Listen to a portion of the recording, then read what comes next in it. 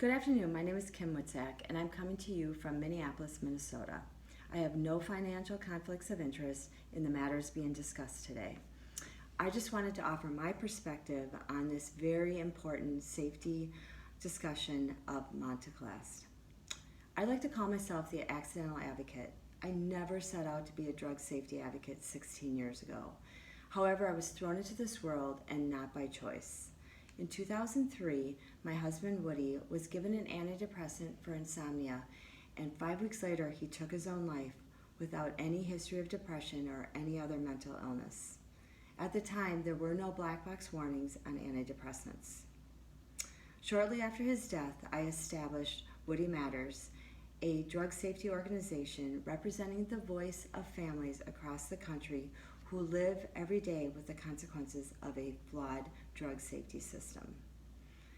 I see many similarities between the safety discussions you are having today on Montelukast and the ones we had on antidepressants back in 2004 and 2006.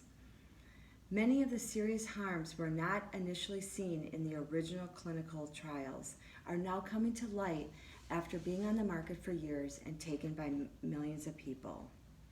The real-world reports of parents watching their children suffer from depression, anxiety, hallucination, paranoia, aggression, panic attacks are being dismissed by the medical community because there's no scientific proof. They say the risk of serious adverse psychiatric events is rare, but if this small risk happens to you or your family, you're 100%. There is a growing body of new scientific evidence, literature, and ongoing global studies that has emerged since the drug came on the market showing serious neuropsychiatric side effects and issues with discontinuing the drug. Yet there's yet to be a pediatric study looking at the impact of the drug on a growing child's brain. But we're testing the drug on Alzheimer's treatment. There's a general perception that this medication is safe, yet there's a lack of understanding by the medical community of the mechanism which is causing the potential harm in some people. The need for black box warnings is real. The current warnings for Montelukast found under precautions and prescribing information do not go far enough. Learn from the antidepressants. It took the FDA 13 years after they first held hearings in 1991 to finally add black box warnings to these drugs. How many lives were lost in between that time? Of course, there's always the fear of not wanting to scare parents or patients.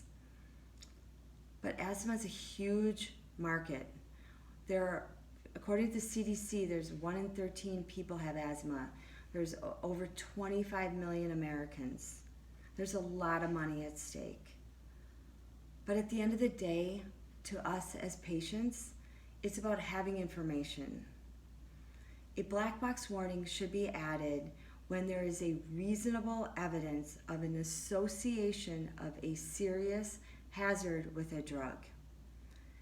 This would send a strong signal to the medical community, including pharmacists, psychiatrics, the psychiatrists, and the public about the potential for serious neuropsychiatric harms.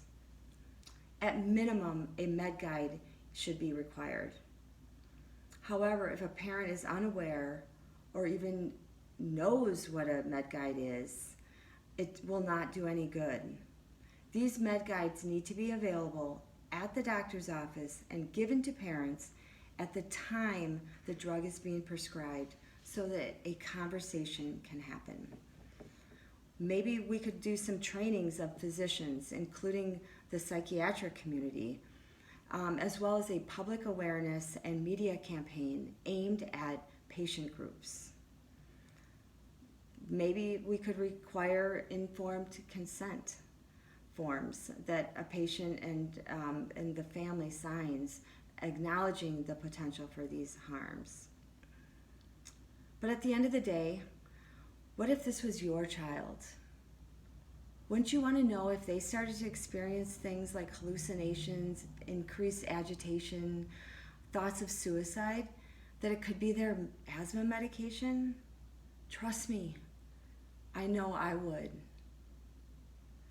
Thank you, and I appreciate your careful consideration of my comments as you deliberate the need for additional warnings on these drugs.